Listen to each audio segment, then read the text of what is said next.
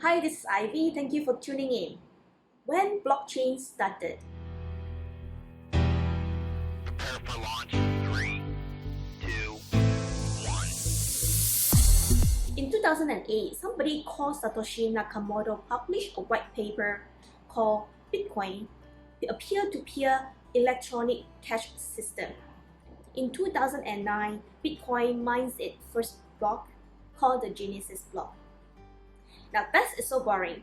Everybody or every other person know about how the Bitcoin came about or the history or who is Satoshi Nakamoto. Actually, nobody know who is Satoshi Nakamoto still. What I'm going to share with you is something before Bitcoin. Why I would like to share about this is because I think knowing how something is developed and what the journey people have traveled is very fascinating, and it will give us a direction where should we go next. I would like to start with talking about the internet.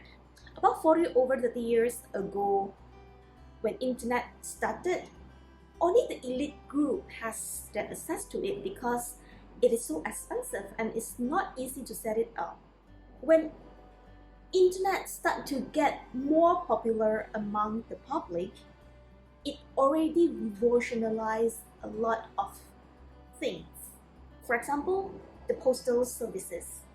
You no longer have to send a mail through the red box and somebody go and collect it and mail it over to the other person, and the person may be only able to read what you feel and what you think a month later. Now, whatever or when it started, whatever that you want to convey to the other person might get it within a day. It is so much faster and so much cheaper to do so. And the thing is, you do not have to have an intermediary in between. Whatever between you and the receiver is only the internet protocol. Now this is called the Internet of Informations, where you have the internet to help you exchange informations within two parties. And later on, the information is not only limited to words, it also allows you to send files and pictures over the internet without an intermediary. Fast, quick, and cheap. Now, when you send information over the internet, you as the sender keep a copy of the original of the data, and basically what is being sent over is kind of like a carbon copy of whatever information you have, and the person at the other side will have a copy of it. Later on, towards the nearer to our days now, with internet become more popular and it get cheaper and it available almost everywhere, scientists and people in the technology field get the devices to talk to each other without human being giving instructions. Devices can be set to make their own decision if a certain criteria is met, and they can talk to another devices to carry out some predetermined actions. That is what we call the Internet of Things. Now come blockchain. It is what we call the Internet of Value or Internet of Money. Why? Because we're able to send something of a value or something that we term it as money, as good as money, over the internet from one party to the other party without an intermediary. Whatever get between these two persons is only the internet protocol. That's why we call it the Internet of Value or Internet of Money.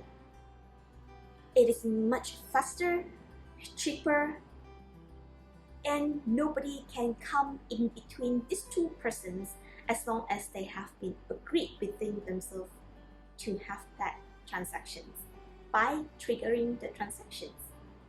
Now, before all this happened, who have been the persons behind, or who has been the mastermind behind all this technology. Somebody called Derek Cham invented something called DigiCash, where it used something called a blind signature protocol, where ensure complete privacy of the user conducting online transactions. However, a bank is still involved in this.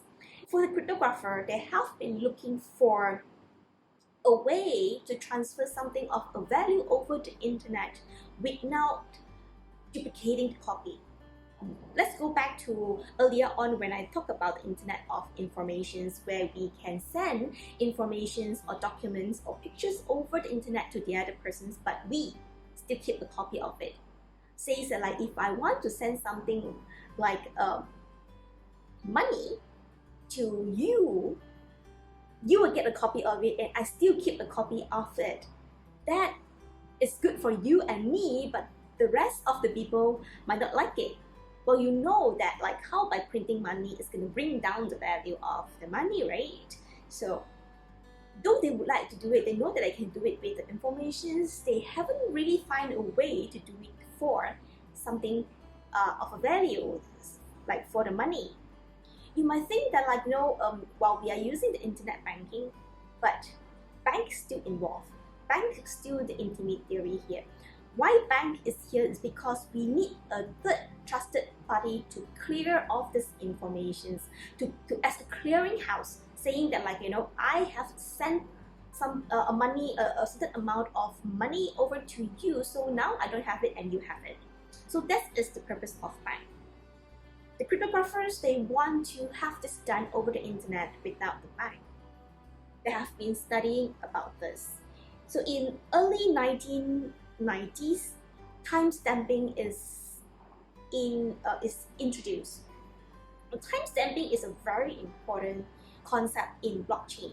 Timestamping is not the only thing that made blockchain possible, but it's one of the very important features, or one of the very important factors that make blockchain possible. Because of the timestamp, I know that like at this second, this minute, this date, as of 16 February 2020, in the afternoon of 12:30, I still have $5, and then I sent it over to you and you got it at 12:31 minute. I still keep a copy of the informations, but because of the timestamping, I merely have the history of me owning the money, and now you are the new owner. So that's the importance of the timestamping.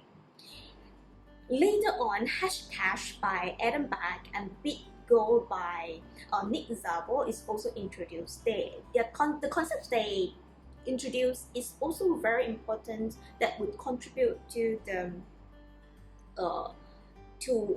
contribute later to blockchain or to Bitcoin, as people suspected.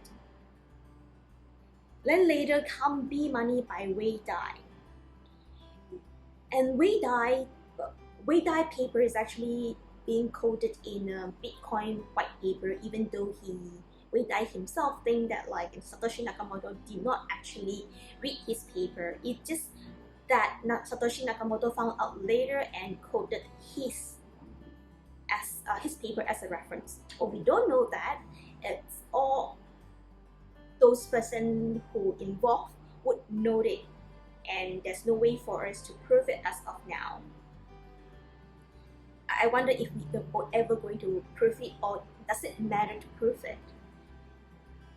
In Wei Dai paper, it's not only that it's important to the blockchain itself, it has a paragraph describing how a certain criteria is being met and the transactions can be triggered and it will execute by itself.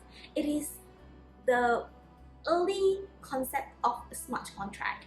And coming back to Nick Szabo is also a lawyer by professions or by training, or I don't know whether he ever practices, but he is the person who coined the word smart contract. Well, it makes sense, he's a lawyer. Now, these few persons has been suspected to be in the group as a Satoshi. These few people, their work are significant to Bitcoin, so they are suspected to be part of Satoshi Nakamoto, but they have been denying it. There are people who claim that they are Satoshi Nakamoto, but again, like I say, does it matter for us to go and prove it now?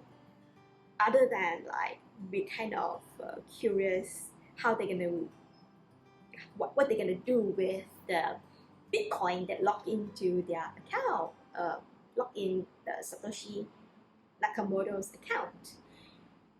Well, these few people contributions is so great that in Ethereum, we know that the token is called Ether, but most of us didn't know that the derivatives of Ether is being named Finley after Hal Finley, who has contributed quite a lot. When Satoshi Nakamoto launched Bitcoin, he is the persons that have been working on it with Satoshi Nakamoto. It also one of the derivatives is also called Szabo and Wei. Well, this is something of the prehistory of Bitcoin that I would like to share with you. I myself take joy in reading all this white paper and know how things come about, and it makes me understand why a certain technology is being invented, and that helps me to think that how I can use this technology properly and to its best. What do you think? I hope you're enjoying the story that I've been telling you today, and if you like it, I probably will share more stories that I found along the way. Let me know.